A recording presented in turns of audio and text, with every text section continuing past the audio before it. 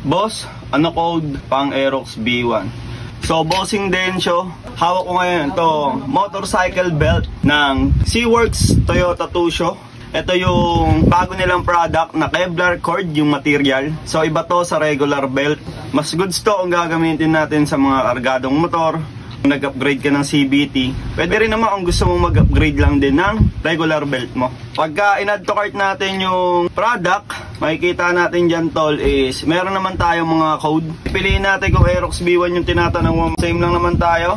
Ito yung B65 E7 64100 para siya sa Aerox B1 at B2. Ito yun mga tol, Kevlar cord na motorcycle belt ng Seaworks Toyota Tusho. Ganito na rin yung gamit natin sa Aerox B2 mga tol. Sobrang solid na ito dahil ibang material and syempre goods yung performance.